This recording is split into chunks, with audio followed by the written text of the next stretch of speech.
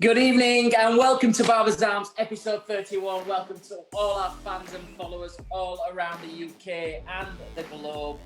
We've got a great night ahead of us. We've got a fantastic lineup. Here we go. Episode 31. We've got Cyan Gaz's news. They're giving you the news of the week here in lockdown 2 here in the UK. And let's me and Gaz will go through the news and what's been happening this week around us. 8:15, guys, we've got the B.O.M.B Squad. Barbers of modern Britain are coming into the Barbers Arms. Can't wait for this one. Martin Fox from England. We've got Alan Findlay from Scotland and James Beattie from Wales. They are the B.O.M.B Squad. They'll be joining me and Gaz in the Arms for some drinks around about 8:15. 8:50, we've got Gaz's cocktail, which is, he's not even told me what it is tonight, but I hope he's got his horse with him to share that cocktail with. And around about 9:05, we've got our local hero, which is Mike Baker from Pauper and King in Portsmouth. And then me and Gaz will take you to closing time in the Barbers Arms again. With our associate sponsor, Wahl UK. Welcome to Barbers Arms. Please welcome my co-host, Mr. Gary Machin. How are you, mate? How's things? Well, listen, I thought I might have, I was doing something the other day, I thought, oh, I've got a little bit of a bad back. But then I saw that little horse that you've been riding on this week. I thought, fucking hell, that back of that horse will have been crashed. It's the hat. It was the hat that sold it. I love it. Do you know what? I've had so many. I mean, I was crying. I was crying when I was doing it. Me and Rachel, set it up, and I was like the barmaid. She goes, "Oh, we'll have." That was Rachel's riding hat. It was 2 sizes too small, which was all on purpose. And then the amount of people that said, "You didn't ride that horse, Gary," and I'm like, "No, you bloody idiots!" I said it was a gag. I said it's a bloody Shetland pony. I said it's like a 5-year-old. I need to step these daily vlogs up because yours, you got dressed up in your full attire. You got the hat on. But I'm watching, I'm thinking, well, you can't have gone shooting. And then I'm thinking, when you said at end, things aren't what they seem to be. I'm like, what's that mean though? And then when it turned around, I fell off my chair. I'm like, I hope everybody's entertained as much as me because that was funny. I hope you're all enjoying our daily arms vlogs, guys, that we're trying to put out each day. Sometimes there's something to say. Sometimes we get a bit of trickle of news. I have to say today, from my point of view, my vlog and my thoughts today have been with Sam Wahl, bless him, and his family. It was Sam's day today for his funeral, and I'll say it again here on the Arms, a fantastic young individual, gone far too early from us. A real, what you can achieve. Lads was only 32, and what he achieved in this industry was absolutely fantastic. You'll never be forgotten, mate, and we loved having you on Barbers Arms, and God bless you, rest in peace, and our wishes at Barbers Arms are going to you and your family. And a sad day in the industry again, but, from our point of view at Barbers Arms, mate, I know you want us to carry on, and I know you want us to have a beer tonight. I know when we've met you, how you've been, so God bless to you. Sam, I'll have a beer on you. I think Gaz has decided after the horse joke that he's left me, or he's gone to get the horse out of the shed. But guys, we've got a great evening coming up, and we've got the B.O.M.B Squad coming in, as we said right there on the intro, and I'm really looking forward. Martin Fox, one of my early team members in my career at Wahl. We travelled quite extensively across the UK. We had a fantastic trip to Canada once. Fantastic talent. I never forget putting him on the back cover of Hairdresser's Journal once, and we'll talk about that tonight. And also as well, he's gone into photography as well. He took some great photographs of me years and years ago. So looking forward to have Foxy and Alan Findlay and James Beattie in the house. As I say, we've got Gaz's cocktail coming up, and we've got our local heroes.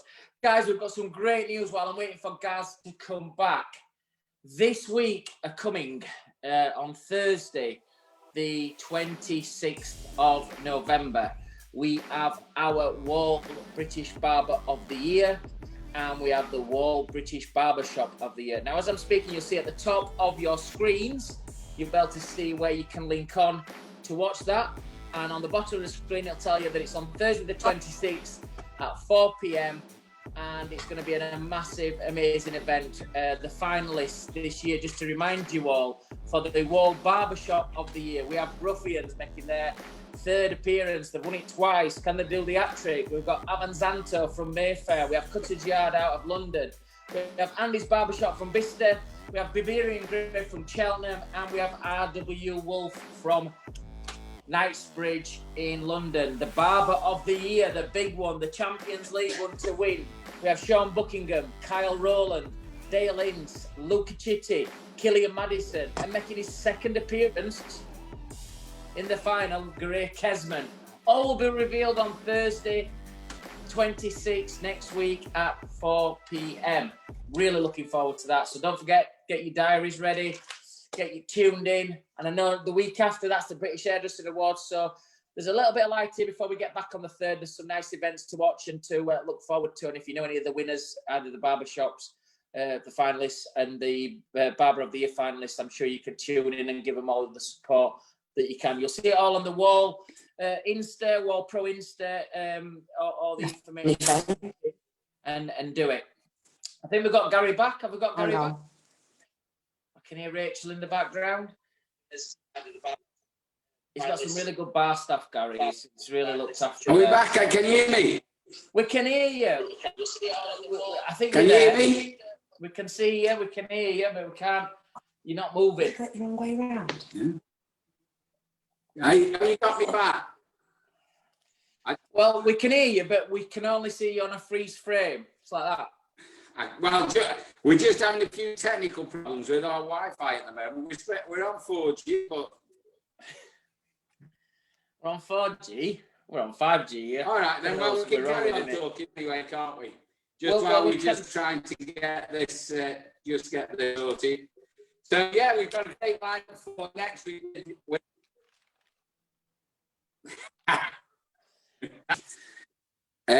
Guys, so are you there? We got the Wahl Barber of the Year and Barbershop of the Year next week then. Yes, so we're going to say, we just said it's on Thursday, the 26th next week at 4 p.m. But we've also, just for everybody as well, we will be interviewing next week. We'll be interviewing the Barber of the Year, and we'll be interviewing the Barbershop Owner of the Year live on Barber's Arms next Friday night. So, guys, watch the final on Thursday, but also you'll be able to tune into Barber's Arms on Friday night and see their first interviews crowned as the new winners. So it should be good.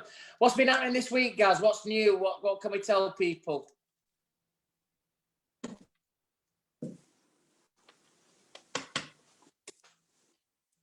I think guys are still having a few technical difficulties. Guys, I've been having lots of phone calls this week, and I think that the lockdown 2 is just starting to hit people a little bit in terms that, I think everybody's now boredom setting. We all said in the first time round that it's so good that we had nice weather. Can you imagine it in winter? Well, we're actually living through that now. And there's a lot of people saying, are we going to go back? Are we not going to go back? But I think, you just got to keep yourselves positives. One thing that I've been kept saying is, no matter what's happened, we've not heard anything contrary to that. You're not going to go back on the 3rd of December. So, we're in touch with Keith Coniford, the CEO and Registrar for Hairdressing and Barbering Council, is in touch with Parliament all the time. We'd find out here on Barber's Arms, we'd find out with our contacts if there's any contrary to that or any rumblings about that, but I've heard nothing. I think hopefully you will open up in a nice, safe manner on the 3rd of December, and I think you're going to get a great running up to Christmas. What will happen after that? Who knows whether we have another lockdown, but whatever is going to happen, as long as everybody's going to be nice and safe, we get the vaccines. Try to look at the positives all the time.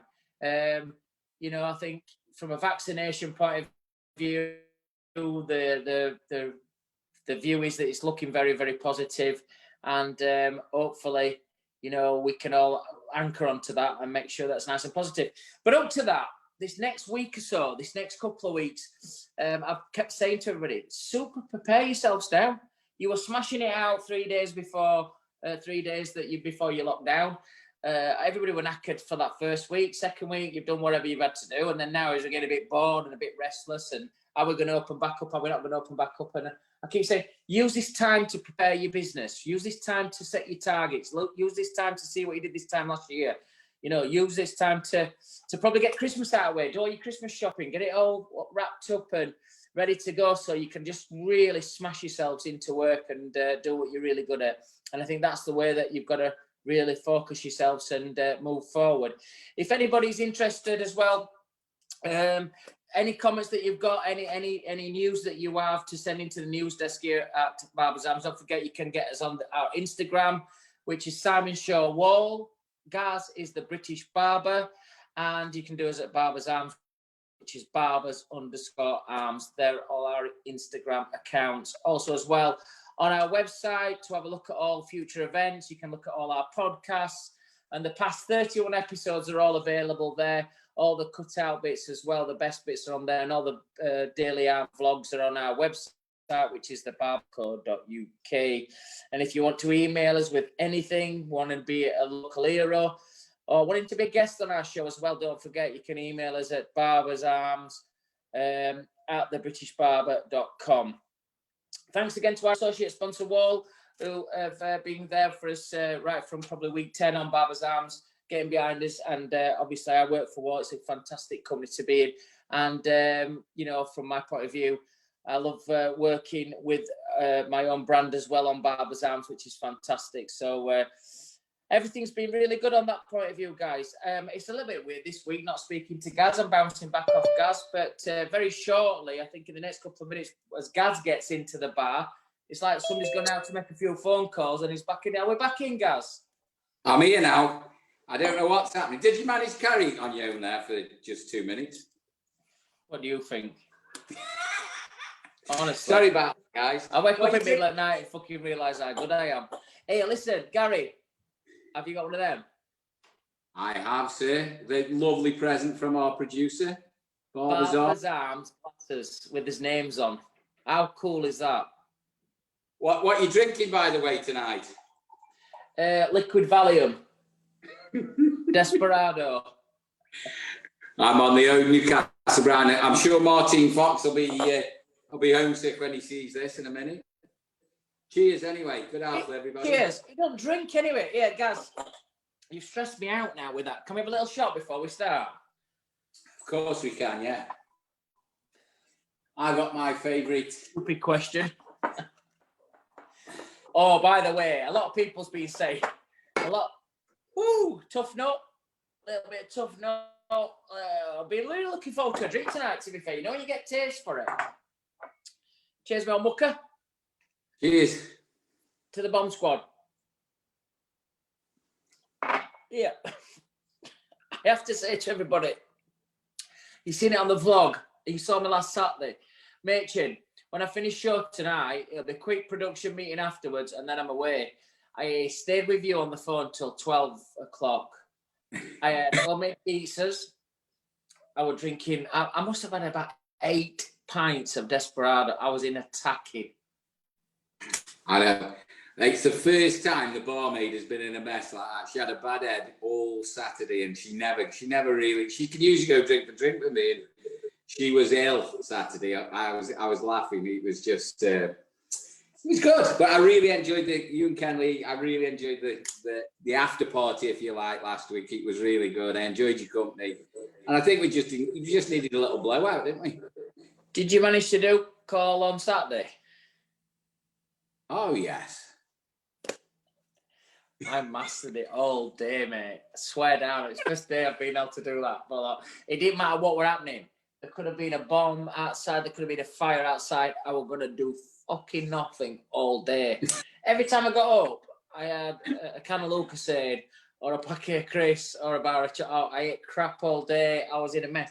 And I've got to say, I think it finally passed about Wednesday. You are. This isn't the Simon I remember. Lockdown must have turned you into a bit of a lightweight, to be honest. Just, it's not a lightweight. Whoa, viewers, everybody who's watching tonight, it's not a lightweight. It's going in with the world champion and trying to keep up with him. Well, Jake even commented about you, saying Simon, stop drinking, has he? So, can you remember that night we were out with Jake in Manchester and you started singing with that busker in Manchester? And then we went for more beer. He says, he's never been so mad. And he says, drinking on his own, he's not doing him any favours. So we've got to make sure we go out more as soon as we're able to. You got to get your practice in. We've got to get us practicing. I was just saying, guys, while you were having technical difficulties, I think people have got a bit edgy this week and a bit bored this week, and depression setting a bit with a few people, like what's going to happen if we don't open back up. I've just said there's no contrary to the information that anybody's giving out that we're not going to open back up. So I think everyone's going to prepare themselves, get all your spits done that you were definitely not going to get this next week when you get back open. And if I were you guys, I'll be doing extra hours and weekends because you just don't know what's going to happen in January. Well, I mean, the thing is, I mean, things are changing every single day. I take notes. I seem to wake up thinking of things, but I check the news just because of our news desk as well. But I mean, the things that are changing so quick. I mean, what a mess Northern Ireland was last week. First they were opening, then they weren't, then they got the wrong dates, then they said they're opening. And now that's even changed again. Now they're closing again next Friday, and they've got locked down for another 2 weeks. I mean, pubs, hospitality, they haven't opened at all yet in Northern Ireland. So, I mean, you've got to feel for those people. Scotland, again, they've been locked down tonight from 6 o'clock for 3 weeks in certain areas. So the whole landscape is, and, I'm not being disrespectful or anything. I think the government have done as best as they can, but getting information out isn't their strong point at all. It's not being handled very well at all. And I think from our sector, from our industry, they proved, I don't know if you've seen all the stats this week, they've proved that we haven't contributed to the R number going up. I think the biggest sector that's added to it is supermarkets. I know we've got to use supermarkets, but it's like, have you been to a supermarket or any sort of shopping? I do. We do it, and I'll go for my mum and dad and stuff. It's like a free for all. Anybody would think it was Christmas already. What's that? Going to a supermarket? Yeah. I've got some staff around the manor that'll go to the supermarket, but I've not been myself to.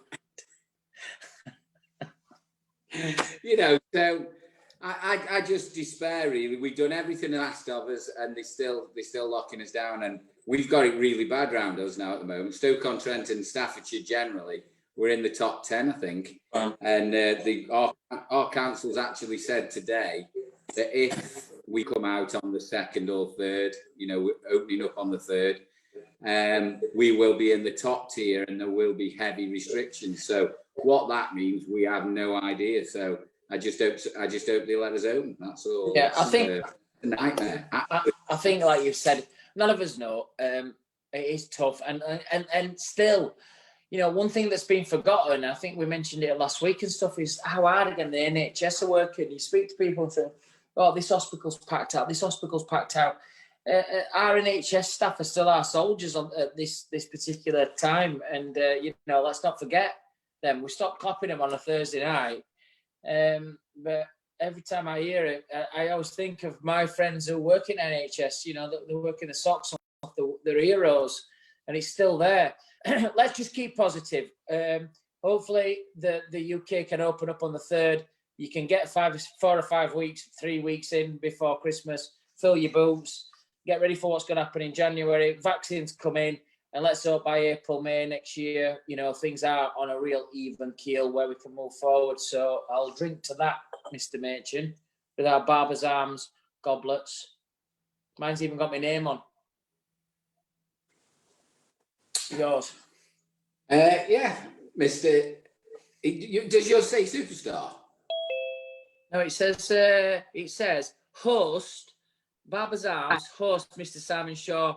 And I think underneath on the back of the glass, which I can't show, is this show would not be the same without you. So thanks to the producers for sending that in. It's really good. I think we've got the B.O.M B Squad joining us in Barbers' Arms for the first time here on our show. So have we got all the B.O.M B Squad in? Are we all in? We've got Martin, I can see my old pal Foxy. He's in the house. We can see the Welsh kid, Mr. Beattie. He's in. What about Scotland? They're always late to tournaments and events. Where's Mr. Findlay? He's there. Whoa! Press your mute. Take the tissue. Take the tissue off your camera. Mute. Mr. Findlay, take your mute button off. Are you there? Mute button. He's getting old. Why he's working his mute button out. Great, guys. Introducing you to the Barbers Arms. I don't know if you've been watching Barbers Arms through lockdown. We're nearly up to 5 million views now through this chat show, me and Gaz. It's great to have you guys on. I think we've been looking to have you on for a few months. B.O.M B Squad, for people who don't know, Barbers of Modern Britain, Martin Fox, James Beattie and Alan Findlay, who have made a big splash in the industry the last 5 or 6 years in particular, but individually they've been around for a long time. So it's great to have you in the arms. Are you all well? Fox, are you well? I'm well, mate. How are you? You all right? Absolutely average. Oh dear. Beattie? Yeah, I'm all good. Everything's hunky-dory. Cutting hair, loving life. Good stuff. Mr. Findlay? We've got no sound in Scotland. Sort it out. Do you know what? I've never known him so quiet. James said to me, he says, we won't able to shut Alan up tonight. Well, we've just sorted him, haven't we? I was surprised that I haven't had a text message yet. All he needs to do is undo his mute button, but he's completely. I'm not really good at sign language. All we learnt at school in Barnsley was sign language, well, that and that. So we'll carry on while Alan's working out his sound issues. Guys, welcome to Barbers Arms. We've got a few questions. So we'll go through some career questions with you all, and then we've got some quick fire questions towards the end. If you watch Barbers Arms, you kind of know what's coming up. So, Foxy. Yes. We'll start off with you. Obviously, working together when in maybe 10 years ago now at Wahl. I was just saying in the preview while me and Gaz were doing our news there, Scary. Years ago, I did a photo shoot with Martin, and he was always into his kickboxing. He was always really fit, and he still is. And he's got loads of tattoos and stuff. So we were doing a photo shoot. I said, "Get your top off," and we took a photograph. I had this idea about putting something with clippers, and we put him on the back cover of Hairdresser's journal. And I think if you look back at that, Foxy, it was so brave to do that at that point with a barber, hairdresser at that point. A lot of people give us some stick for it, but God, can you imagine now how many barbers would jump at the chance to do that at that point? How did you feel when you first saw that magazine with the back cover with yourself on it? I thought it was brilliant. I absolutely loved it. I got the feedback I got was, fucking hell, who does he think he is? What a fucking arrogant twat he is. Do you know what I mean? But I just got like, I didn't really care. Do you know what I mean? I just thought the picture was mint, the concept was mint. It still stands up now. It still looks mint. So, you know what I mean? And it's like, at the end of the, I'm probably a bit fatter now. Do you know what I mean? So it'd be nice to look like that again. Alan, have you seen the photograph, Gaz? You are, sorry? Of course he has. He's got it on his wall. He's got the photograph on his wall. He's got it framed. Haven't you, guys? My hero. We'll have to have it on a Barbers Arms Hall of Fame wall, that one, definitely. Alan, are you with us now or not? The guy, I just spoke to him on the phone. He can't work out. He's got a big red cross by the mute button. You press it. Yeah, press it. Just press the mute button. Has he turned the volume up on his computer? It's up, he's saying. Anyway. James, I'm going to ask you a question. How did what happened with the B.O.M B Squad? So back in, let me have a look at my dates, 2013, we just finished a London fashion show in London, and we all went to the after party. Foxy scooted home, me and Alan, as we do, went to the after party. Walked into this crazy place, and yeah, basically, I dropped the news that our artistic team previously, which was the Barbers Elite, was cancelled, and the funding was running out, etc. So Alan said, "Let's do it ourselves," and I was like, "Yeah, it's a lot of money, a big commitment." And he was like, "Jamesy boy, let's just do it," as he does. So he sparked the idea, and we got the ball rolling. Foxy picked up the phone to Foxy the next morning and said, "Do you want to do it on our own?" And he was like, "Hell yeah." So the rest is history, really. Do you know what, James? I mean, everybody, you're so recognisable as a brand now because of your, the flag as your gowns, and you've graced many stages. You've done Salon International, doing all the main stages. You've even done some for the BBA as well. You've been on our stage at when we did Barber Connect. But from a personal point of view, can we just get a little bit of background about us who perhaps, I'm ridiculous that they don't know you, but there is a few out there that don't know the guys. Just give us a 2-minute bio on where you are, who you are, and what's your business. Of course. Again, I'm James Beattie, owner of Beattie's & Co. It's we have 4 salons in our group. Myself and my wife own 2, and my mate, Christian Pinnell, he owns the other 2. And we've just started in 2006, I did, in a small shop, and from there we've just grown. I wanted to higher the standards of barbering throughout the UK, and yeah, it was mad. My first year of going to Salon International, 2019, I was watching Foxy on stage, admired by his artwork. Simon was there bouncing around, energy. It was just electric. And yeah, from there I was like, one day I want to do that. Once I get established in the trade, go forward, I wanted to focus on the fundamentals. And yeah, from there the business grew. And I was the artistic manager for the NHF Barbers Elite for 2 years. And then from there, we started the B.O.M.B Squad, and we haven't looked back. 2018, we did take a bit of a step off stage. I had my first son, and I wanted to focus more on family because it was pretty much every other weekend you were doing something, educating, going somewhere. And to be honest, I wanted to just spend that quality time. We can't get it back, can we? Great stuff, yeah. Have we lost Alan completely now? Has he give up? I think he might be just trying again. I've just texted him about some technical stuff to try and get him up and running under the volume. Foxy, hello. As we've just said, you've been around a long time. Similar time to myself and Simon. Yeah. Give us a bio on you then. Give us your background, what you do. I know you've got a lot of strings to your bow. You work for a lot of places. Tell us what you're up to at the moment then. What's your background? So I started barbering in 1987, fresh out of school, and I worked in a place called Garfield's for a guy called Gary Toms, who was still is absolutely brilliant hairdresser, barber, really nice guy as well.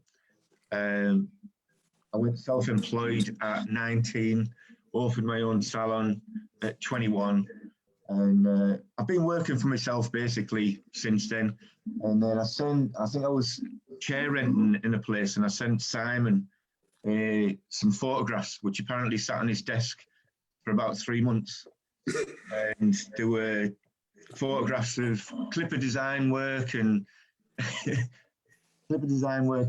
some kind of colour work on men's cuts. But what I was after was basically for someone to take notice and to shot us on stage.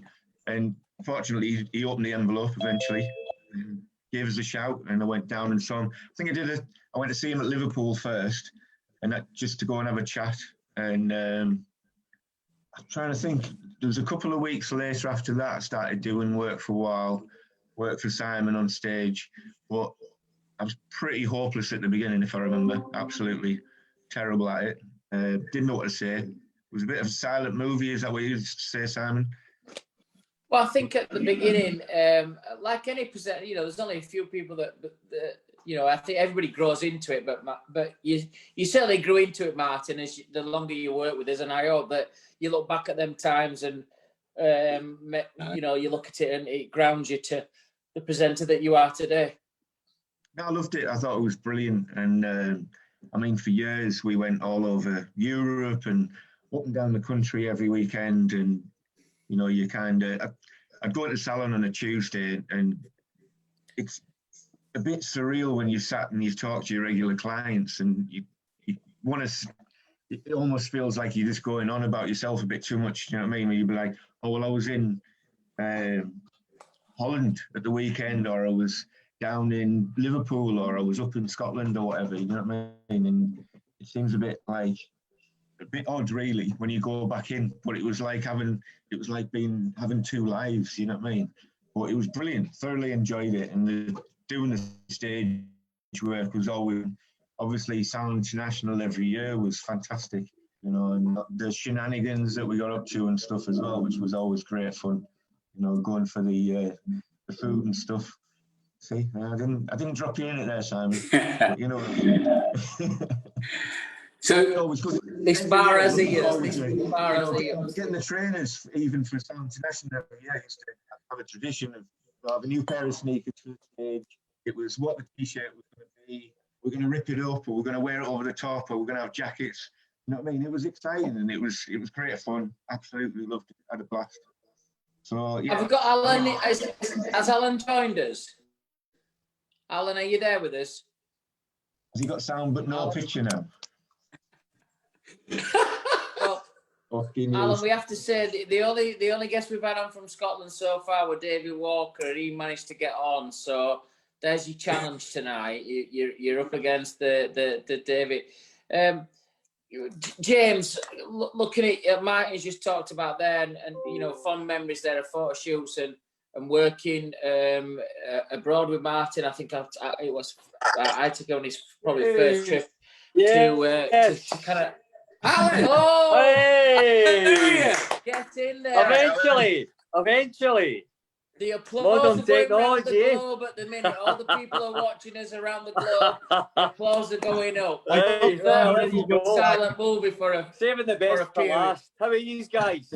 You all good? We're all good. Good. That Brilliant. deserves a Good to see drink. you. That So I'm Yes. cheers, guys. So as I said, you know, Glasgow went into lockdown today, so I'm actually on my holidays. So 3 weeks off, may as well enjoy it. Eh? What we're all I'm one of drinking, the, guys. Anyway, what we're Hennessy drinking. Edinburgh. Foxy, what are you drinking? Cranberry juice. I knew you would be. Alan? Innocent Gun from Edinburgh. Oh, beautiful. Lovely. James? I've got some Jura whiskey. So, you know what I mean? So, Alan, you just joined us. We just spoke to Foxy about he starting his kind of presenting career with Wahl and things. Guys had asked him to do a bio. We're going to come on to you in a minute, your bio, but we're just asking James. James, can you remember your first kind of like introduction into like the stage work, or when you got your first big breakthrough? Yeah, so the first big breakthrough was in Cardiff, my hometown. It was a conference, and it was good. I was shitting a brick, honestly. I was absolutely nervous, but you know, from watching you guys, I thought, right, obviously you create a presence on stage, and what I am like on stage and what I'm like off stage is maybe completely different. When I get nervous, I stutter terrible, and it's a big thing to overcome when you do stage work. Then we had the invite to come and work for the Matthew Batham, I think it was. Is that how you spell his name? Yeah, Matthew Batham. Batham. Yeah, he invited us to the HJ stage, and it was great. And it was, you know, we were buzzing. We worked with a stylist that put all our guys in Hackett.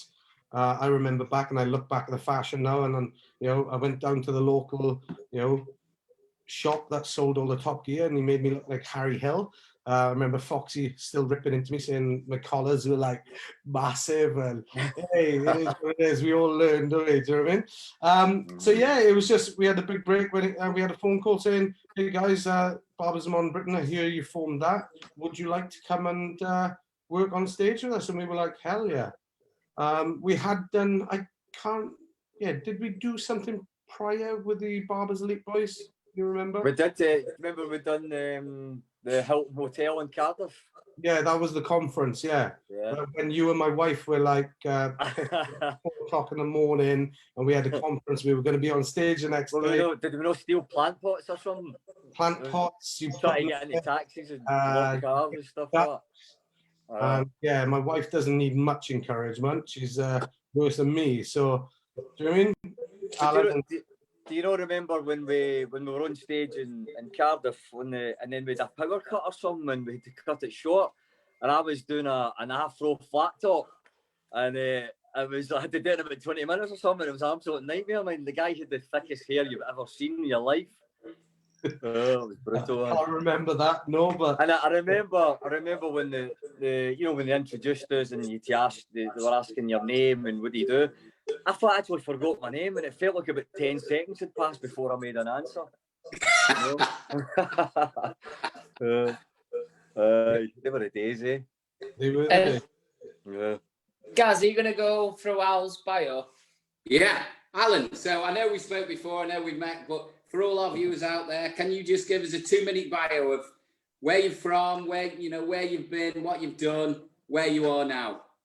Yeah, so originally I grew up in Larkhall, which is outside Glasgow, and then we moved to Hamilton, and that's where I started. I started hairdressing at that time, so I was doing that for about a year or so, and then I moved to another place in Scotland, and then I finished a hairdressing level 2 certificate. So the girl I was seeing at the time was moving to Glasgow, so I went with her, and I blagged myself a job in a barber shop, and I'd never even picked a set of clippers up before. So basically my first job was watching the guy next to me and learning how to use clippers. And I remember my first client asked me to taper it at the back of his neck, and I had absolutely no idea what that meant. But you got to remember, in those days, it was like, I think it was £3.40 for a haircut, so the standards of barbering were pretty poor, and I managed to scrape by. And within about 6 months, I had learned enough skills that I actually started getting quite good at it. And I think because of that start, I was always looked at things in a different way. And then eventually, it was a good while later before I managed to get my own business. I think it was about 34 or something, Rebel. And what I tried to do was take the best of the hairdressing world and combine it with the barber, because in those days, this was going back in 2006. In those days, the barbershop experience was totally different for customers. The standard was really, really poor. And even the customers didn't really care that much about what they get done. And so I think what I wanted to do was I wanted to separate the waiting chairs, because that was always the traditional in a barber shop. The waiting chairs were right behind the cutting chairs. And I always had this experience where I get one young guy coming in, and he'd tell 3 or 4 of his mates. And I would ask the young guy that was in my chair, what you want done with your hair? But he would be too shy to tell me, because his mates were behind him waiting to give him a ribbon, because he was asking for something to do with his appearance. And that nature, the beast way back, you guys know that. You remember what it was like where men, it was a sign of weakness showing any attention to your appearance. So it was really difficult for barbers to really get to know your clients and understand what they really wanted, because at the end of the day, all you want to do is give them a good service and a good haircut so that they'll come back again and your business succeeds. So there was real challenges back then, and I think so my brand Rebel, what we set out to do was try and combine the best of the hairdressing world with the barber world, like taking appointments, having a separate area for the waiting area away from the cutting stations. I've got little partitions in my barber shops where it gives a little bit of privacy to the client. So you get that one-on-one kind of interaction with your clients on a kind of daily basis. And it was an instant success. We charged more money, we took more time, we took 40 minutes for a haircut. We charged a lot more money. Currently, we charge about 25 to 34 quid for a guy's cut. So, and I think people generally went for us because they thought, oh, we'll go to these guys, they must be good, they're more expensive. And then it was up to you to sell yourself as a barber and keep those clients. So that was the kind of foundation in my company. And then about 3 years ago, I teamed up with one of the local colleges in Glasgow called Glasgow Kelvin College. And it was a friend of mine that she was going to set up a barbering course, and she was asking my opinion about it. And I says, in fact, Simon, you might know her, Tracy Leaving. She's from, I'm sure you must have, because I've done loads of stuff with them before. So she was asking me about this barber course, and I was like, Tracy, please don't do it. No offence, but it'll be shite. And I meant that in the kindest way, because like the college tutors that tend to be in colleges are like, they're like 10 years out of date with the skills that they're passing on to the young people. So I suggested to Tracy, why don't we team up together? So we did that, and we created the Made Barbering Academy. So Simon, you were up when we first opened, yeah? And, so we're going for about 3 years, and we're just looking at the stats. And 94% of the students that came into the academy have now in full-time work. So I think that's what I'm really, really proud of, what I've been able to take the best bits of what I've learned through the barbering world and try to pass on to the next generation, so they don't have to suffer the shitty experience we all probably did in the early days of barbering. But, you know, sometimes I just wish the younger guys would try and appreciate, what had to go before they had this world, this barbering world that we've got today. I suppose, guys, you've all got your individual stories there, and yes, I've spent a bit of time with you up there, and I've seen your new projects, and I think every time I'm in Glasgow, if I'm on what's the street called where I go, where Sally's is, near the train station? Oswald Street or Union Street. Oswald Street, yeah. I'll always come up, and I always walk down. You walk down your steps, and I've always tried to pop in and see you. Obviously, I've known Foxy a long time, not spent as much time with you, James. But guys, you know, looking at the team that I run and the different challenges that I have with different personalities, and there's some big names in that Wahl team now, and you know, with 17 presenters. Foxy, when we were there were me, you. Maybe I don't know if Chris were there, but Hoodie. I mean the regulars. There were only about 4 or 5 of us. You know, we're up to 17. So I've got lots of stories. What's a funny story with the B.O.M.B Squad? What would be a story that you'd like to share with us, all of you? That's a funny story that's happened. Do you remember the time, guys, when I don't know if it was one of the first or the second Salon Internationals we're doing? So, you know, it's like you've got loads of models, you're trying to find somewhere to prep them before you go on stage. So we decided to do it in a hotel room. But we were in I think is it the Ibis, James? Can you remember what one it was? It's that little Ibis by the Novo. All the posh guys like Simon stay in the Novo. And it was like little tiny rooms, wasn't it? And we had 6 models, right? So it was me, James and Foxy sharing this wee tiny room with 3 single beds in it, right? And I think there was like 1 socket. So we had all these extension leads. And I had a guy in the stairwell of the fire escape with like a hair drying hood, because I had rollers in his hair. And James and Foxy were in the room sharing this 1 plug, like having to swap hair dryers or clippers depending on what was happening. But we had to pile all the beds up on top of each other. You know what I mean? So that we had enough room to do all the models in the room, man.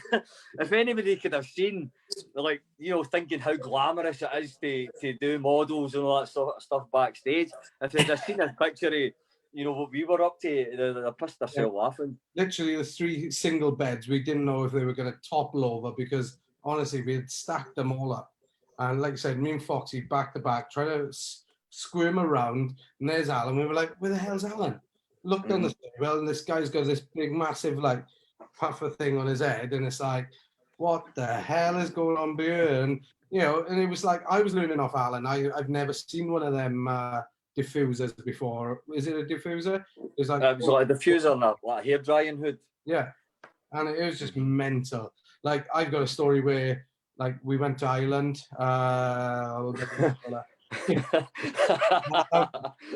Sponsored by the whiskey company. Yes, Jameson's, Sponsored by the whiskey company, which is it's not a great combination when you get a load of barbers in a room, sponsor a whiskey and just give them loads of free booze, and then just go, hey, yeah, just drink what you want, and then just go on stage. That'll be really good. That's a really good idea. Yeah, but when we were walking from the green room down to the stage area, the producer, obviously, our signature is something I picked up from Salvador Dali's biography book, and he used to walk around the street ringing a bell in New York. So I done it once at Barber Connect. Now, like, we always like drape our gowns over our models, and we parade them to the stage, do their hair on stage, strip the gowns off, and then parade them back through the audience with the fashion or the attire we make on our mood boards. And we had our Union Jacks going down the stairs, and we walked through this crowd, just pushed our way through because it was rammed. And all of a sudden, the producer came running up to us, boys, drop the gowns. You cannot go through that crowd anymore. There's people that are really offended by Union Jack. It was Belfast, wasn't it? Belfast with Union Jack gowns. It's like, we didn't really think that one through.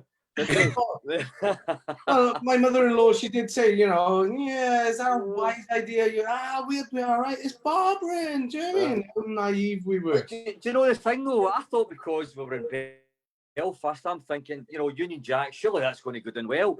I mean, I've seen the kind of some of the parades in the 12th of July that goes on over there. But what I didn't really understand that with Belfast, it's split half and half between Catholics and Protestants. So obviously, you know, it was at least half the audience. Yeah. Offend at least half the audience. It's not a good move. No. Yeah, but let's just put it out there, boys.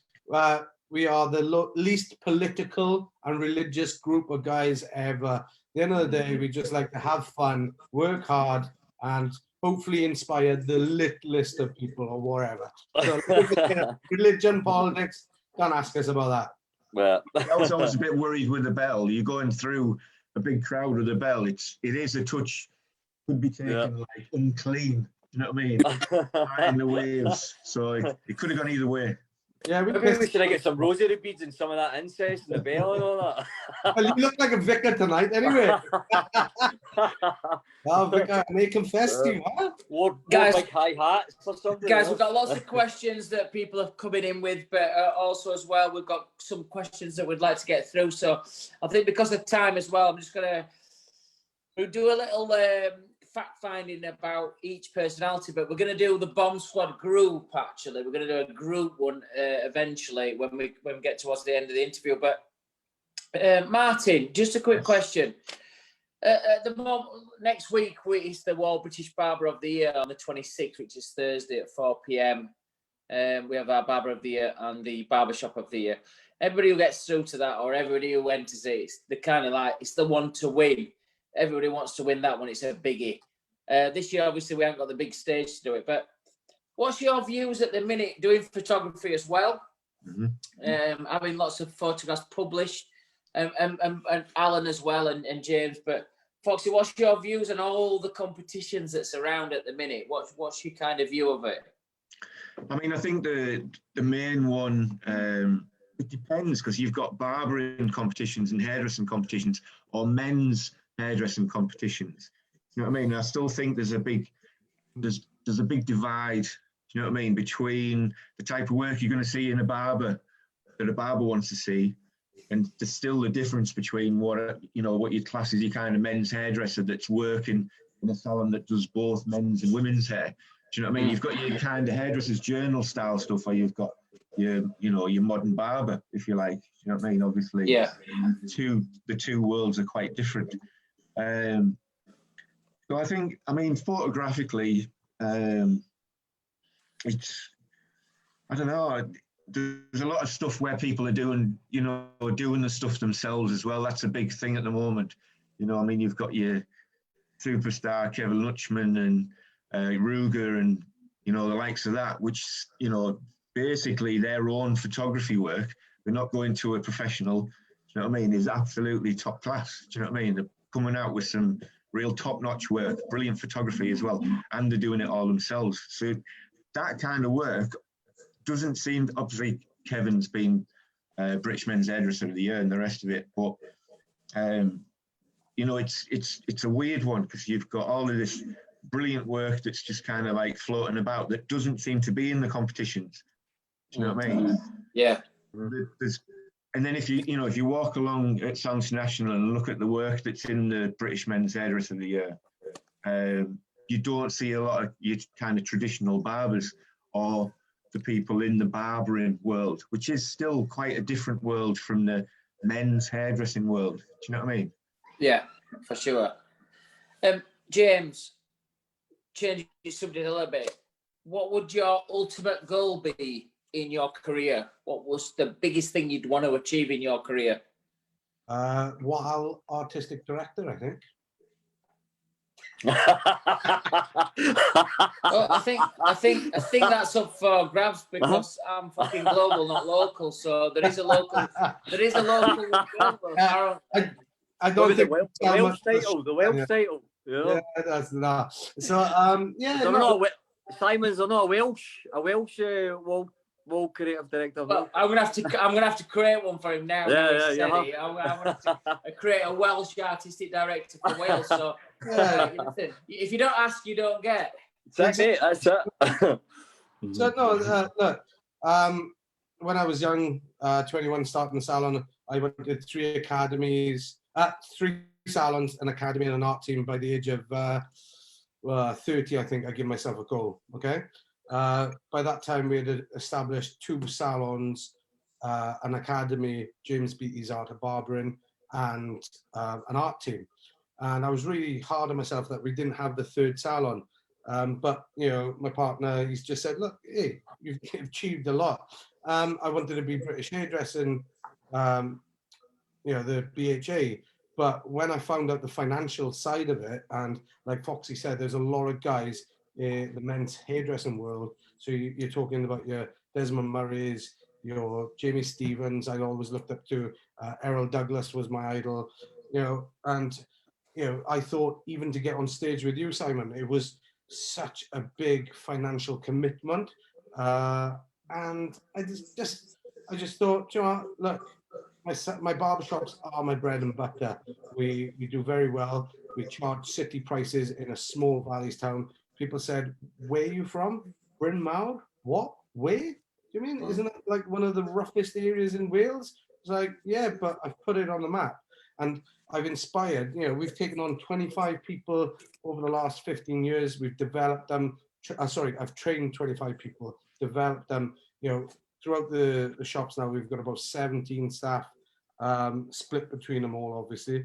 But, you know, for me, my main thing is legacy. Legacy in hiring the standards of barbering. You know, when I asked the federation to do a barbering team, they laughed. Oh, no. You know, there was a couple of visionaries there. So Mark Corey, Lloyd Griffiths got behind me, and they said, no, actually, he's right. This is the National Hairdressing Federation. I said, barbering is looked at as a backstreet service. So I said, look, I want to put barbering on the map. And this is where, you know, I showed them that I could commit, and I've done some stage work, and we got some good audiences in Wales. And we developed it further to then have our own artistic team. Again, that's when it just boomed. There was only Wahl, you know. There was other federations that started popping up, the British Barber Association, the MH Fed. There was, what other ones are there? Modern Barber, is it? Stuff like that, yeah. So, you know, I like to think that I was one of the first to push the backstreet barbers, as I was classed, into the forefront and become that little bit of inspiration to those in the valleys that wanted to be on stage and wanted to enter competitions. You know, I had entered competitions since I was 21, 2006 in Blackpool.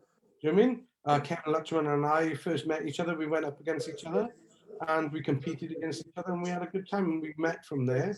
Our friendship, I used to keep a track on what he was doing and vice versa. I remember bringing him down to Cardiff for Barbers Connect, introducing him, and then showing his collection off. And then he won British Hairdresser of the Year awards. I'm not saying it was because of me. You know, his work is outstanding. But what I'm saying is, I started off doing competition work to show that, you know, a Valley's barber could actually make it into the first, second, or third slots. And then from there, it just grew. And yeah, I'm happy that I was one of the first to try and higher the standards of barbering and not men's hairdressing. That's it. I mean, when we hear the stories, and obviously I knew you guys and I've watched you, and I think I first time I saw you, I was one of the first to say to you, "Wow, I love that. I loved it. Breath of fresh air coming on with the Union Jacks. I think I saw you up in Manchester at Pro Air maybe 6-7 years ago. I think I pulled you folks in. I said to you all, wow."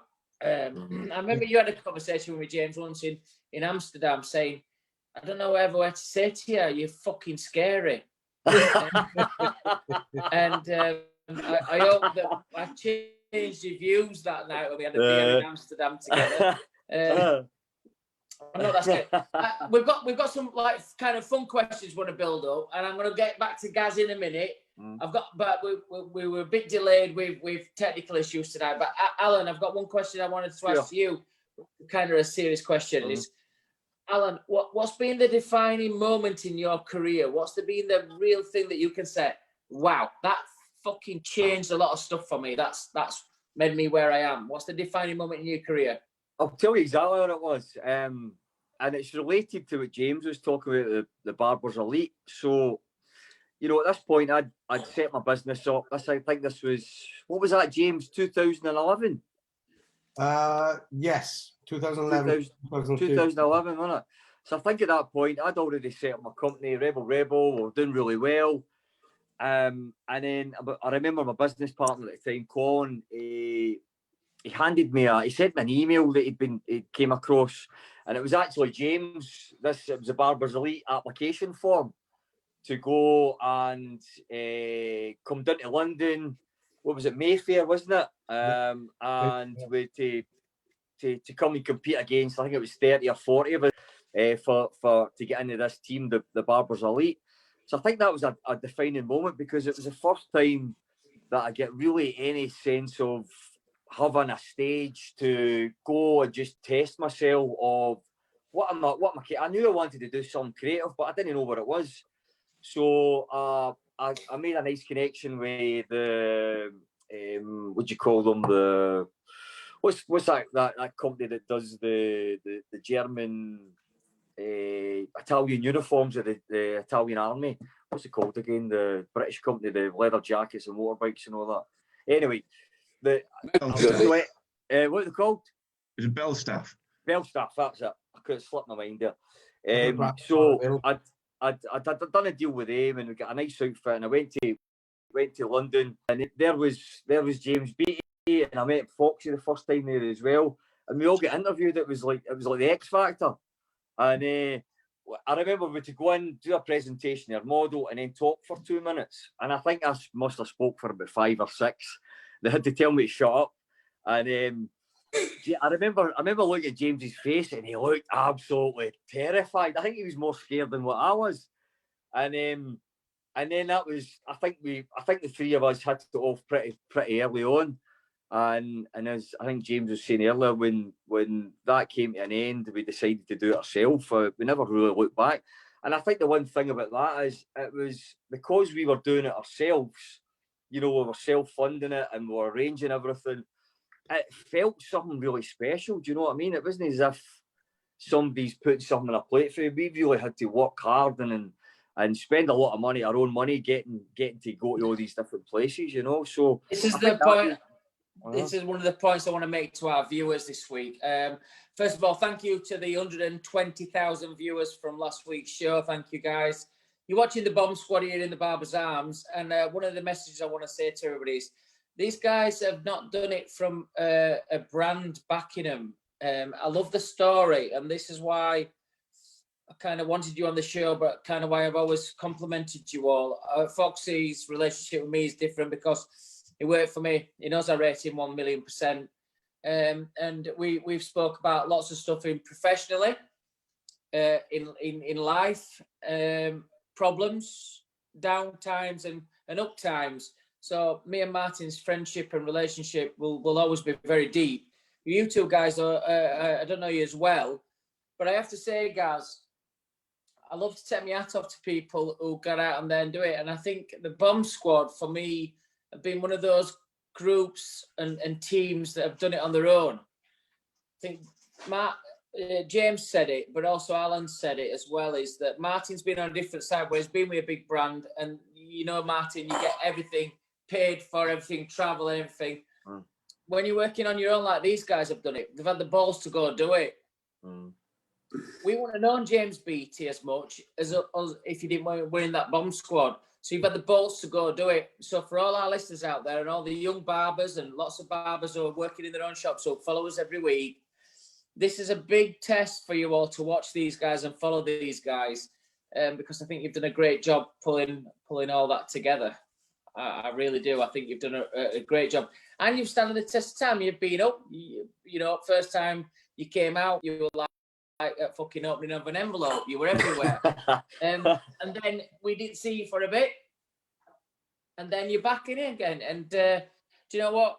Funding things yourself like this, and when you've got family as well, James and Martin and Al, you know, you've got kids, and sometimes you think, I want to spend $1,000 this weekend going to a show and that, or $2,000 or $3,000, and it's your own money. But you've done it, and you've burst onto the scene, and you've done good. I'm proud of you all. No, cheers, mate. Thank you. I think one thing as well for most guys to realise is he's taking that opportunity as well, isn't he? You know, I know, James, you got back to the NHBF, but NHF at the time, but Lloyd Griffiths, you brought that name up. Lovely fella, worked with him a lot, you know, really, really supportive, great for the industry, probably an unsung hero in Wales as well.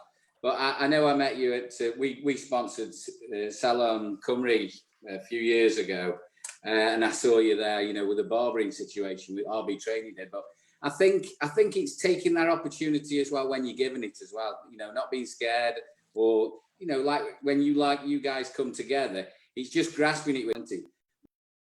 But I think you've got to be quite driven as well at the same time. You know, James, I know you said you did the auditions. Alan, you wanted to showcase. You know, perhaps Martin had already had a taste of that and wanted to carry it on as well. But I think for guys out there, you know, if you really, really want it, there is always a way, isn't there, as well? So, but, you know, Simon beat me to it with, you know, what was the defining moment, but also who was the defining moment in your career? You know, I'm sure there's somebody in your career, in all of you in your careers, there's something that helped you, that almost turned a corner, or even just tipped you over the edge almost. So even if it's by mistake, or, you know, there's always somebody there that you can always go back to in your history of your career and say, yeah, he looked after me, or that was probably the best part of me there, right there then. And, you know, Lloyd is one of those people that give you lots of support, won't he, James? Lloyd is an absolute gem. He hates it. I call him Grandad. But he's been my mentor since, like I said, since I turned up to an AGM in Wales, 2006. Mark Corey, I call him Dad, because he's obviously, Mark was just so straight talking. He's like Simon, you know, if your work was shit, he'd tell you it was shit. If your work was good, yeah, okay, it's good, but you can adjust it. And, you know, I've always taken constructive criticism as a development tool. And, you know, I remember, I won't say that story, Simon, when Paul Hood introduced me to you, and I had a little camera. I was like, shit. Paul was like, I'd done a Wahl training course, funny enough, in Herne Bay. And, you know, it was just Hoodie was like, class. But Foxy, again, you know, bringing Foxy into this now, you know, when he auditioned for that team, I was like, wow, he was on the Wahl artistic team. Wow, this is amazing. Foxy team. Foxy, what made you go for the team? I want to know. And again, you know, big shout out to, again, Lloyd Griffiths and Mark O'Reilly. And yeah, going over to Foxy, because it feels like my fat head has been on the screen too much. Like, do you know what I mean? Why did you apply for the team? Why? It was just development. Do you know what I mean? Just moving things on. Obviously, just seeing how far I can push things. You know, and it was an opportunity as well to take control of more of the photographic work. Do you know what I mean? So because a lot of the B.O.M B Squad work is stuff that's published. Do you know what I mean? And all of it, all the work that we did. Obviously, the Barbers Elite team was slightly different because we had like Desmond Murray and stuff doing the photography. Where as soon as the B.O.M B Squad stuff was going, it was like my opportunity to really take control of that. Do you know what I mean? So I know you're talking about like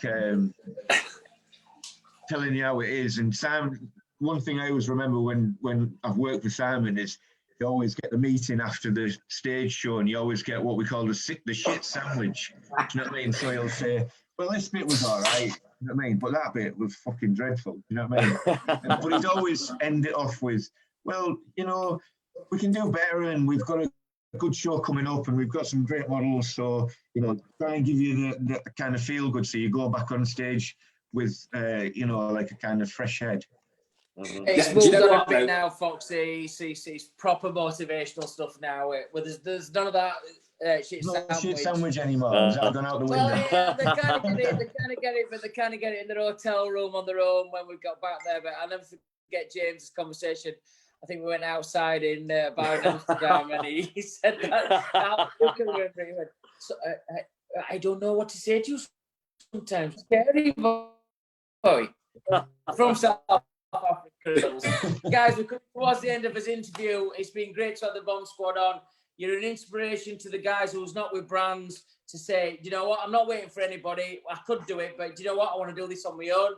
And I think, you know, Foxy, Al, you know, and James, you've certainly made it in your own towns and cities, but you made a big splash as well in the industry, and I think it's amazing. This next part of the interview is where we would do to an individual.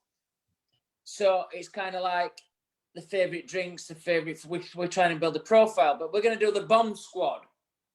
Right. So I'll ask you all some individual questions, which is on behalf of the B.O.M B Squad. Right.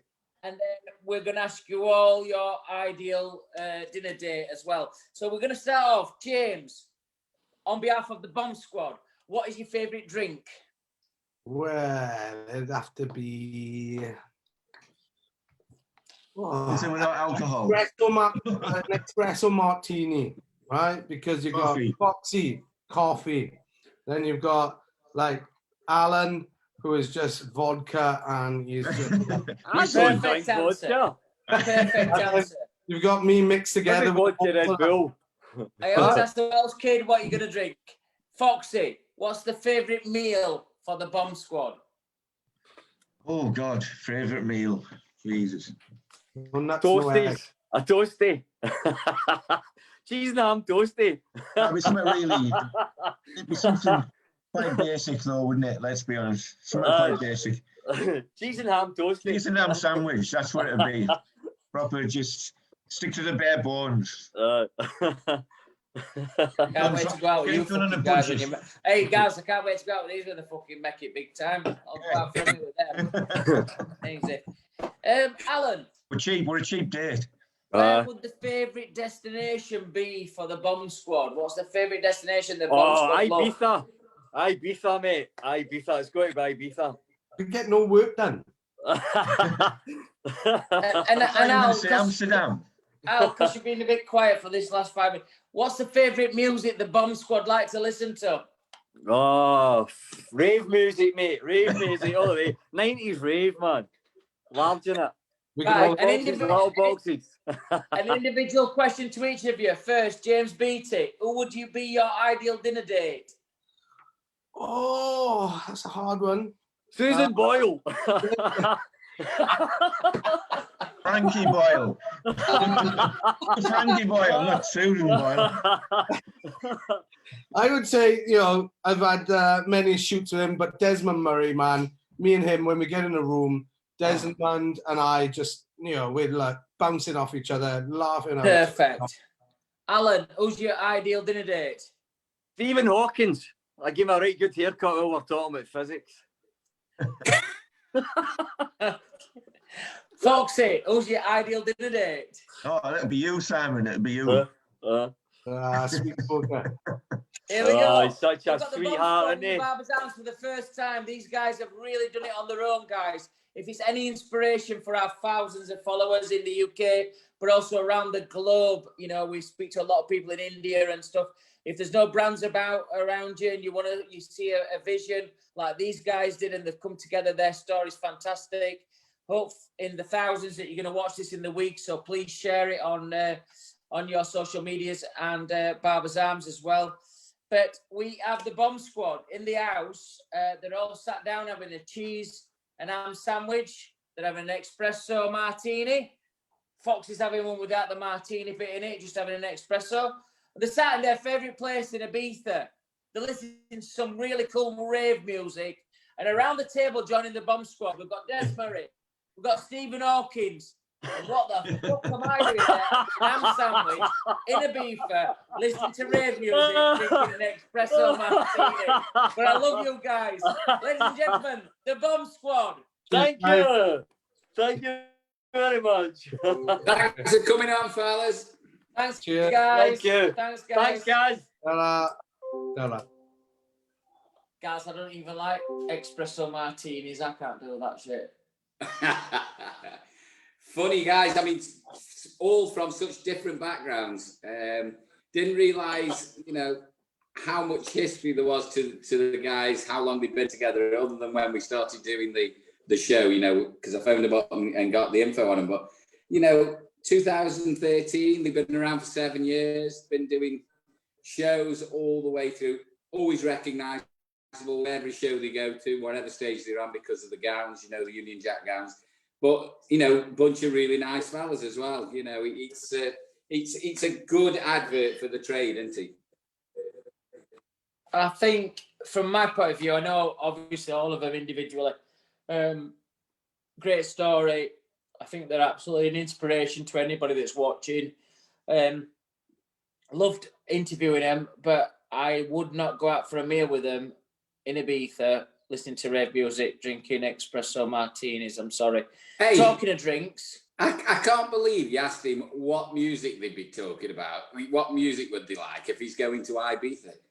Rave, I mean, rave music. You'd be there. Rave. If they said, "Oh, we're going to Ibiza for the weekend," Well, you'd be there. if they'd have said, so, right, let me change this around for you a bit. If they'd have said martinis, vodka martinis, cheese and ham pizza with a bit of pepperoni on the south side of Ibiza, listening to some Lionel Richie, then I'd have fucking joined them. Based on the other information, cheese and ham sandwich, rave music, no, not happening. Bomb Squad, I love you, but I'm not coming out for a meal with you. Guys, what's to episode 31's cocktail? Right, And I need to go for a... I'll see you in 2, I'm going for a week. All right, thanks. So, we've got a classic Negrini tonight. I haven't said much tonight. It's been really quiet. So, what we've got our shaker here, which we're not going to shake, by the way. Got some ice in there, straight away. And with the classic Negrini, it's a different kind of drink. So, we're going to use a glass. We're not going to shake this all the way through. We're just going to stir the ingredients here. And we've got our ingredients up on the screen.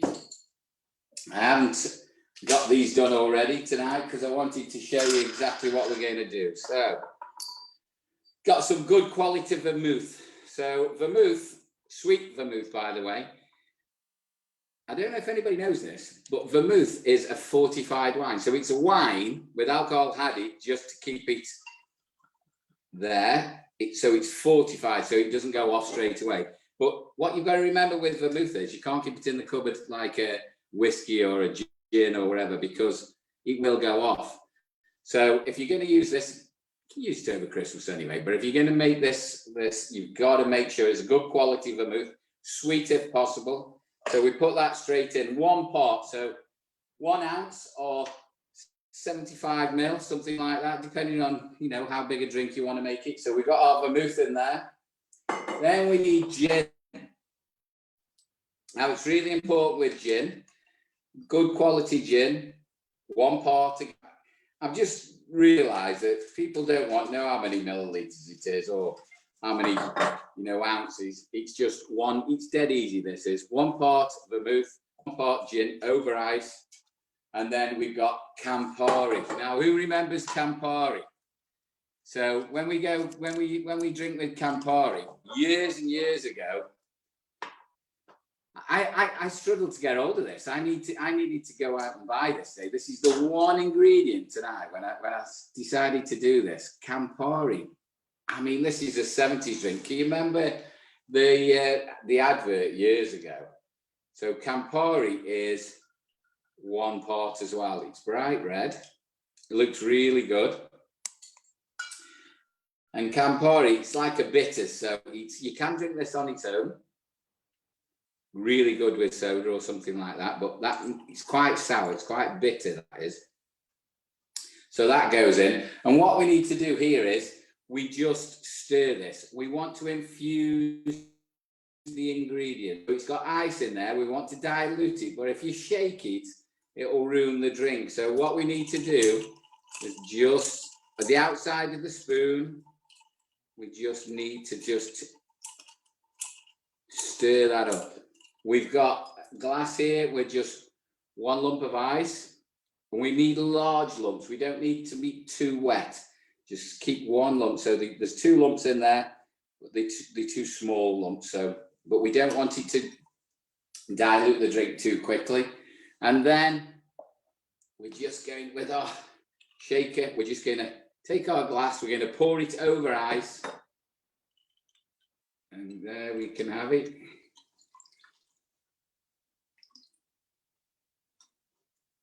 Beautiful. So we've got our drink there. And then to garnish, we're just going to put a lot of people put orange peel in there. We can squeeze a little bit of the oil off the back of the orange. So we're just going to rub the back of the orange there, just so it squeezes that oil, because there's oil in oranges. And there we have it. We have a classic Negrini with our orange there, just to garnish. Absolutely beautiful. In one. All as we want is when we put it in the glass, when we make the drink, is we need it to cool, so it's really, really cool with the ingredients, and a little bit of diluted, but it only goes over 1 large drum. Barmaid's here, she's going to take over for me with the drink. There's none left. Oh my goodness, that is beautiful.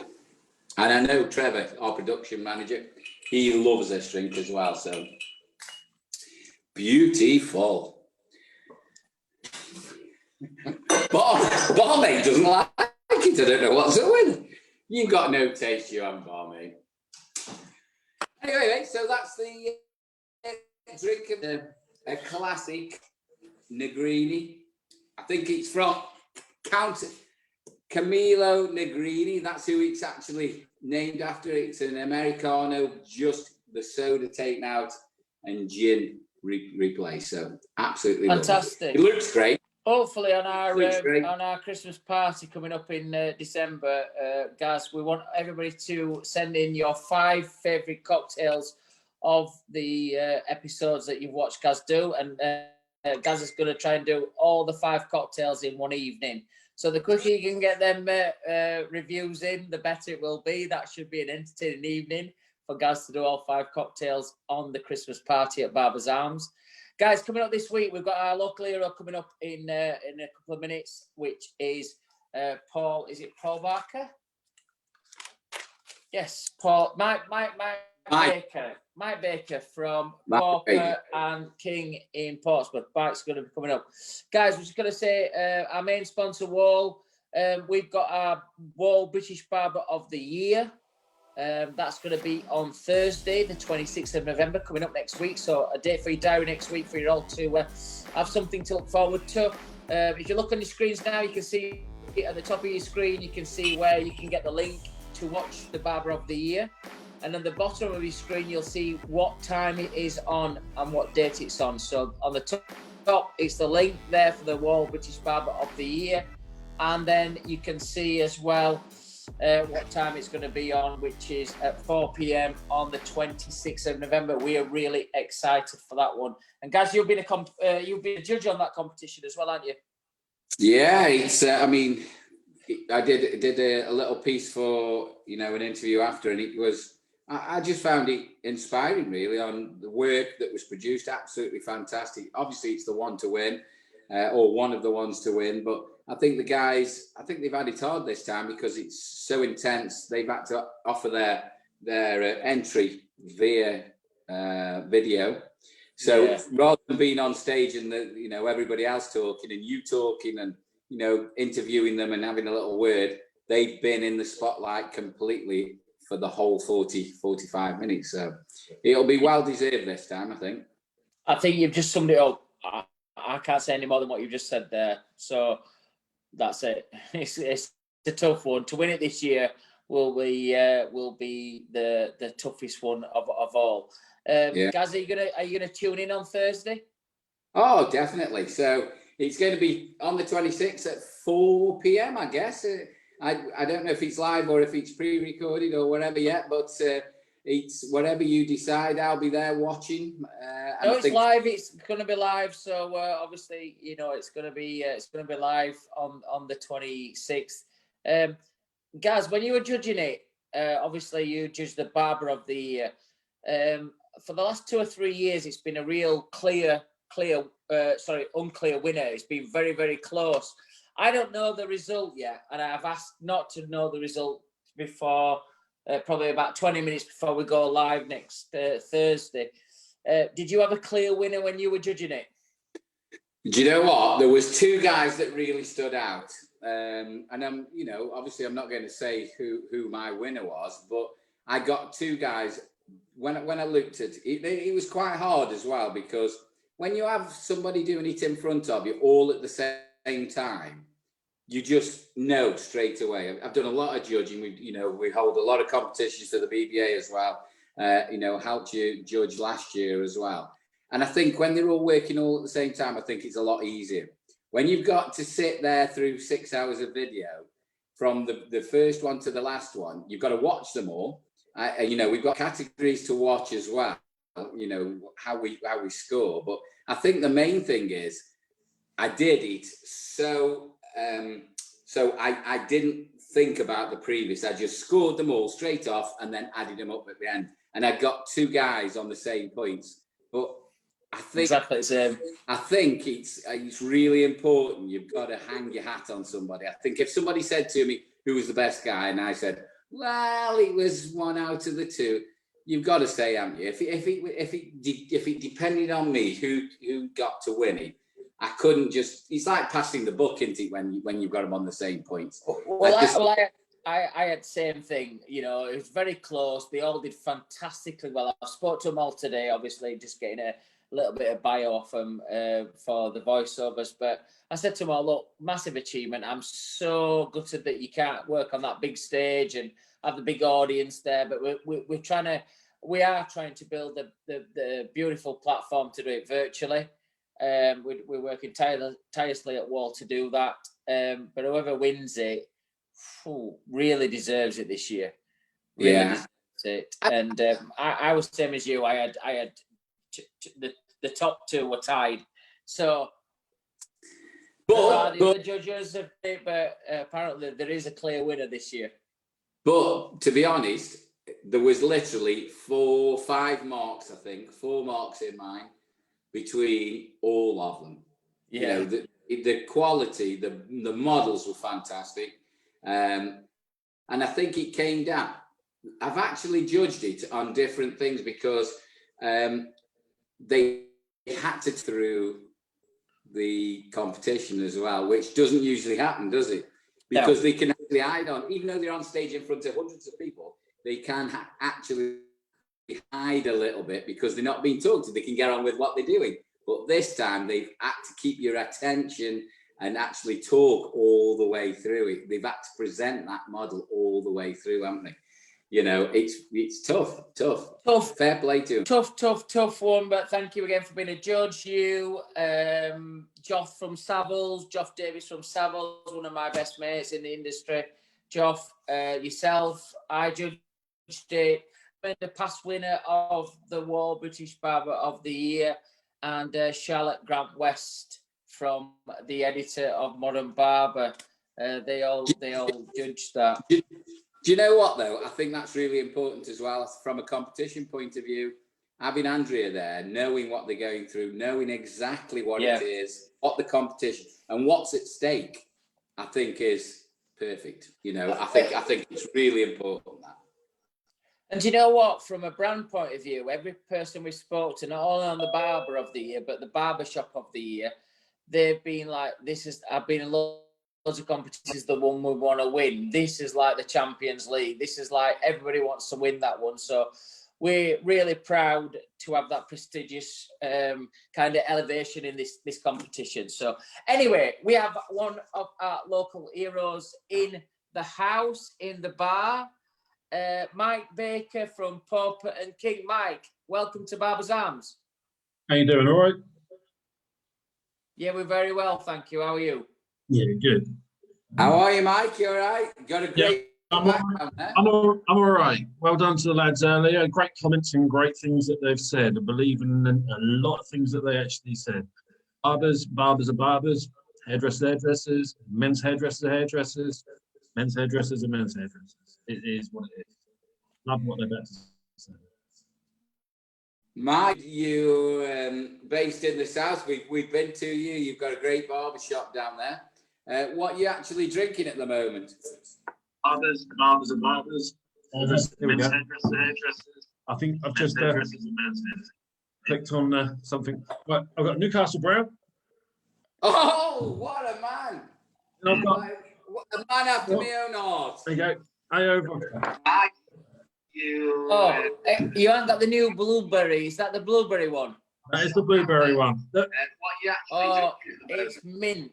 Barbers and barbers. Here we go. Mike, yeah. Have you got the actual interview on another device in the shop or something? We're getting some feedback. Hold on. The man after me own heart. There you go.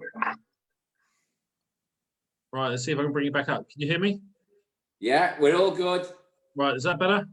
Yeah, that's better. Great. Sorry about that. I had the internet up at the same time. I saw that in Costco a few weeks ago, and That's exactly what I bought it today. It's a big hit with a lot of footballers when they go and booking these really nice bars and clubs. They book a table for a night at 300 quid, and that's the kind of drink that's in. But you're on point with that, mate. You're only 35.2%. Make it total tit yourself. Well, it actually looks like fucking Barbicide, to be fair, when you're drinking it. Doesn't it? It does. So I know you're not in the barber. I know on a local hero spot, we usually go around the barber shop, and I know you've got I know you're not in the barber shop because you've got a bar behind you. Yeah, unfortunately, lockdown, mate. It's a case of South Coast. We are the total lockdown, and yeah, it is hard. You walk around, you see everything's going on, and it is hard. That's what I was just going to bring to you. I mean, how is the lockdown way in your neck of the woods then? What's happening? Well, there's a guy that's up your neck of the woods that I support 100% because it's exactly the same as what it is down here. It's a case of you walk into B&M, you walk into all these different shops, and you're less than a metre apart. You're less than half a metre apart from absolutely everybody. It is absolutely disgraceful that all these shops are actually opening up, to be honest with you. It is, well, what can I say? We're the most sanitised, we're the most careful. If you want to wear, they could even impose more sanctions onto us if we really wanted to actually make it even safer. Put gloves on, keep your face mask, wear the visors, do the whole entire lot. Wash your hands after every customer. We don't care. This is a Barbers. This is the Hairdressers. This is Beauty. This is the whole entire lot. It's a case of let's just actually do the whole thing. We are more safer than what you are in a supermarket, as we've already seen today. It proves. Do you know what, Mike? You just said it. My partner went today. She were in the garden centre for Christmas trimmings and stuff. She's fucking nuts, to be fair. She's wanting to set up. We've got elves everywhere. We've got Christmas trees going up tomorrow. We've got decorators in the house. Christmas is starting as well. Like, it's going to start really early in this house, and the kids are going to go absolutely crazy. But my point here is, garden centres selling Christmas. How is that possible when we have done everything? Gloves, masks, visors. It's almost been like clinical. It's always been like operation services that we've done. How can that happen, guys?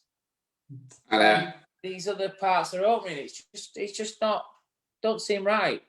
Let's take a look. My wife is a beauty aesthetics practitioner. Beauty aesthetics. Let's look at aesthetics. They have to be the most clinical that they can possibly be.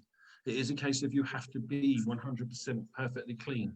Now, to be honest with you, yes, it is face-to-face, but if they're wearing a mask, if they're wearing a visor as well, and you're working on somebody's lips, it shouldn't really matter. It's a case of you're protected more than what you are against somebody in a supermarket.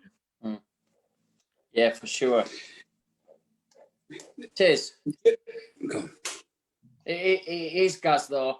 I mean, I think I said right at the beginning of the show, Mike, I don't know if you're watching it, but we were just saying, well, I think a lot of people have been a little bit, obviously them 3 days, Monday, Tuesday, Wednesday, everybody were knackered. They did loads of hours.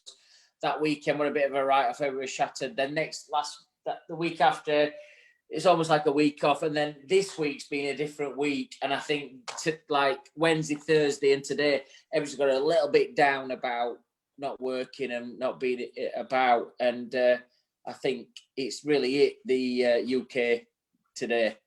Thing is, you say like local heroes, it's not local heroes, it's national heroes. At the end of the day, to be honest with you, in this trade, we are so clean. It's a case of we can keep sanity, we can keep mental health, we can keep everything. Barbers have been known to be the people that you go and talk to. Barbers have been known to be the people that understand more than what's going on in anywhere else in the country. People come to us to talk, people come to us to get sanity. And to be honest with you, sometimes I walk away at the end of the day of the shop and feel absolutely drained, due to the main fact of the amount of people that have drained down on me, due to the main fact that, you know what, mental health, it is something big.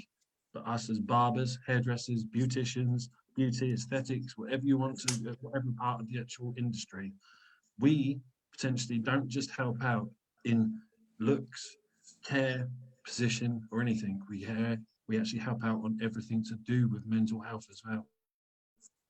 Sorry, but lock something down as big as what this is. Old age pensioners, they come into the shop, forget Philip Schofield. It's a case of they come into our shop every day and they talk to us. They come and do a haircut every 2 weeks. Just because they want something to talk to. Sorry, it's a case of we are actually more to help out in that situation than anybody else. Mate, I completely agree with you. I think you've just said something there that not a lot of guests have said on Barbers Arms, mate, but I think what you guys, you guys take over, because I'm just having a minute here. I think what you just said there, just like spot on. From a barbershop owner, and we work in the industry, we know this. As an industry, we know this, and as business owners, as barbers, we know this. And at the forefront even more, how valued we are, really. I'm not just blowing the trumpet, but we have constant close contact with people. As long as we're safe, people want to come and see us as well. That's the thing. I mean, you've got people living on their own. You've got people who are isolated. It's probably the only contact that they have. Mums and dads are taking food to them. I've got an old fella, Rafe. I see him in the pub on a Friday usually. Well, he used to on a Friday, on a Saturday. He comes in, he has 2 whiskies. He goes to the pub for 2 whiskies every Friday, every Saturday night, and a haircut, and that's it.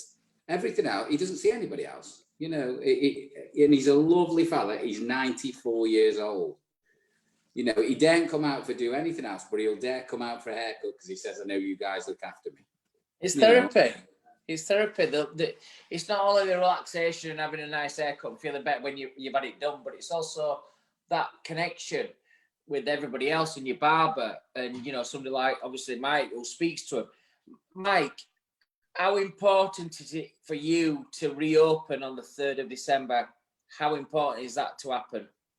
To be honest with you, I forget about the financial sides of things, but overall financial is everything. But to get back to the customers, to see the customers, to understand the customers, to talk back to the customers, to make sure that your customers are actually seen. It's exactly the same. Before we closed, we worked through till 11 o'clock every night, apart from the last night where I worked through till midnight, just to make sure that if you've got as many customers as you possibly, then you've actually got the ability to keep that trade in December. Because the amount of people that are going out and doing it during lockdown, the amount of people that are shaving their hair during lockdown, the amount of parents that are shaving their kids' hair during lockdown, we haven't recovered from the last time. We're not going to recover from the last time for up to 6 months. Now we're looking at not recovering for another 6 months. But if we don't get this trade coming back through in December, it's a case of you're going to be knackered. The whole entire industry is going to be buggered.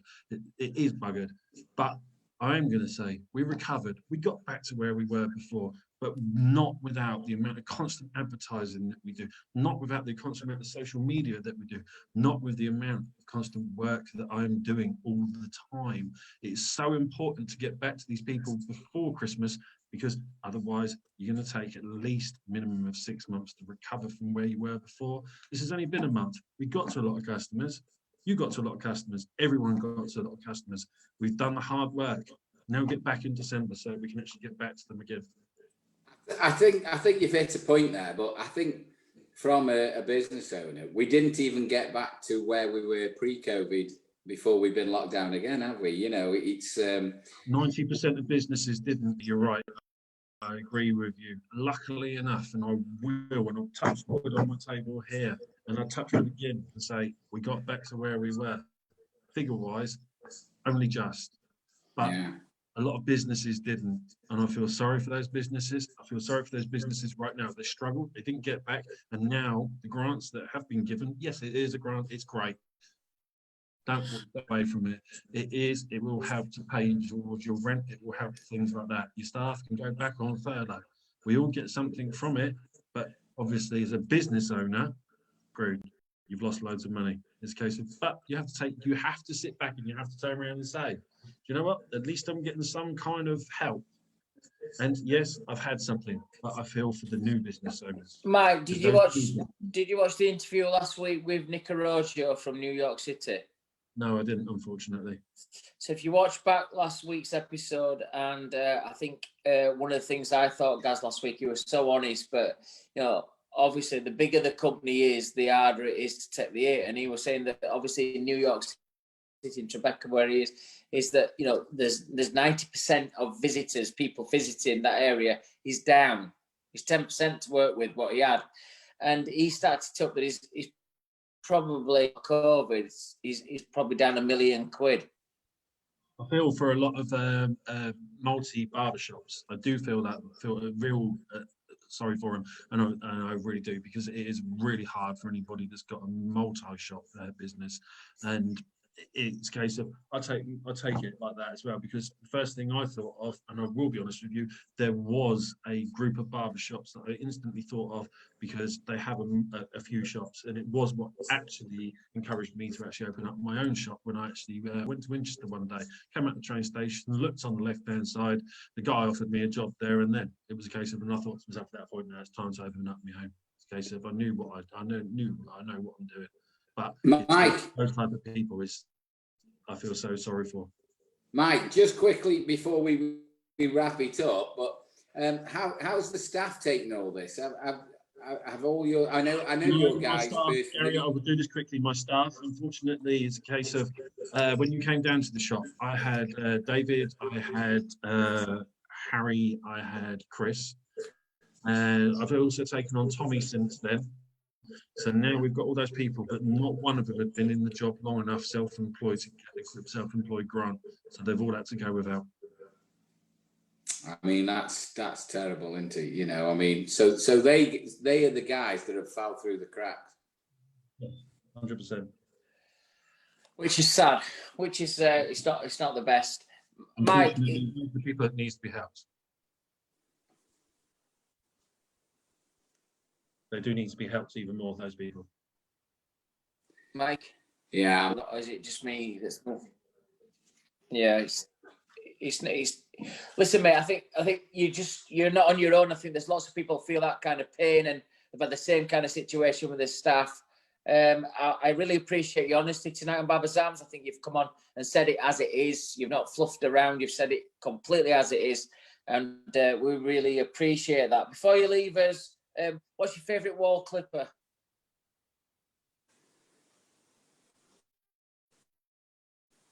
You see, do you know what? This is the Magic Clip Limited. It's the only one I can find that blends through just the right amount for a skin fade. So it's the what's called a crunch blade on it. It's got a crunch blade. A lot of people use a Magic Clip for the wrong reasons. They put number 3, number 4 on it. It's designed to use just on 0.5, number 1 maximum or 1.5, but it just crunches out the lines. Magic Clip. That's the limited edition one as well. You've got there. That's for your normal work. But let me get it. There you go. That's the 100-year anniversary. Yeah. Beautiful. One of the best ones that actually do fine work through. Yeah, fine work through a skin fade. Barretto. Yes. The Stealth. The thinnest blade that you can get, it goes straight through it. And if you can't get that, then the last one is the cordless detailer. The one without the arm. You've got to be done. I tell you what, he's the best local hero that we've ever had on. He's gone through the full range of the top Wahl products there, bro. I've got to give you one thing. I've got to give you one thing, and you're not going to like me. What's that? Exactly. Looks like a fucking microphone. What is it? It's the skeletons. Unfortunately, until Wahl can actually produce something as close as the skeletons to go through with the foils so easily. Come on, tell Wahl to get something that close. Well, look, I'm going to take the 4 first ones against 1 for. If you were in a cup final and you won 4-1, you'd be happy with that. So we're going to leave you with that, Mike. Mike from Pauper and King in Portsmouth. Thank you for joining us on Barbers Arms. Thanks for your honest candor. Great to see you, pal. All the best. Yeah. And you. All right, bye. Well done, bro. Gaz, you're muted.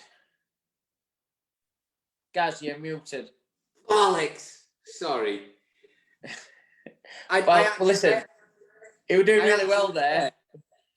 I said, thanks for throwing that one in at the end, mate. He pulled 4 beautiful Wahl products out, and if it's some of the not do users anyway. But anyway, listen, like I said, if you were in a cup final and you scored 4 and you conceded 1, you'd be happy at that. Listen, I actually thought his interview there was very honest. He's very frustrated, isn't he? Oh, very. I mean, social media at the moment, we're not seeing people, we're not meeting people because of the situation in England. We're not doing shows or anything else. And, I do meet a lot of people socially in the trade. But I think from a point of view of the industry, I mean, we're seeing some really worrying things. People saying they've had enough, we're jacking in, we're not going any further, I'm going to get a job. I keep telling everybody, just hang in there. But really, from our point of view, we don't know what's going to happen. So it's really, it's important to people to tell us what's happening, how they feel and what they're doing, because it is really, really hard at the moment. And, there is light at the end of the tunnel, I hope. But when they keep pulling the rug like what's happened in Northern Ireland, they've opened today for a week and then they told they've got to shut for 2 weeks next. I know. I spoke to Joff today, and he said the same about, because he obviously, what's your thoughts about us opening up on 3rd? He's just opening a new shop, Joff, at Savills, and he just said about the Northern Ireland stuff. Did you see Gary's post today about when he went through the Black Friday products? I thought he explained it really well. Gary Jackson and Mary, well done. If you look at Gary's website as well, I think he's right. Support your local businesses. Gary got an array of products, and I love Gary's products that are manufactured in Northern Ireland as well, in Bangor. And he got his Denman stuff. He got his own brand there. He got other products there. So good luck to Gaz and Mary. They've been big supporters of this show from day one. So Gaz, Mary, love you to death, both of you. Yeah. You know, support your local businesses. But Gaz, I know time's pressing, and I know we've with technical issues tonight, we've gone a lot. I just want to finish off by saying, all of this, it's been the toughest year ever, and you know, collaborating the Barber of the Year stuff and the Barbershop of the Year stuff today for the voiceovers, and looking at the platform and looking at what we're having to do at Wahl to make it special. You know, we're having to really try hard because there's no salon, there's no live audiences. Just typifies what a tough year it's been for our barbers and hairdressers out there. And I really feel for you all. It's been the toughest year that you're ever going to have. But all I want to say is that you've still got everybody around you. You've still got, you know, hopefully you've got your team, you've got your business. Things financially might not be the same, but in view of what happened today with Sam's funeral and stuff, I think that's just the one thing I want you to anchor on, that life's so important. You've got each other, you've got your family, and make sure you look after each other, and you always speak to each other as much as you can, because it's really important to do that. As long as we're still here and we're still moving forward, we're still breathing. There's an old saying: if you can't walk, then crawl. And if you know, and if you can't run, then walk. But whatever you got to do, whatever obstacles in front of you, keep moving forward, because that's how winning's done.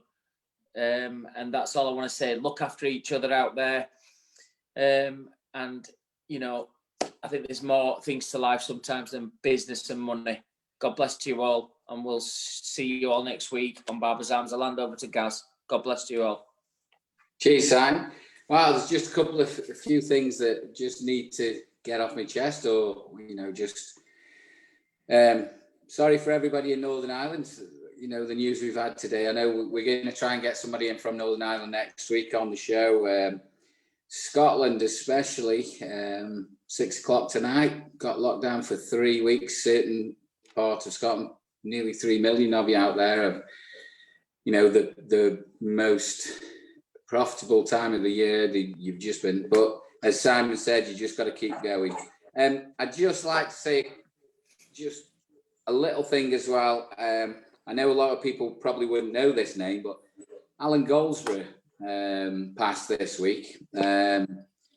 He was my boss for a long time, as you know, in a part-time capacity. He was CEO of Habier for a long time.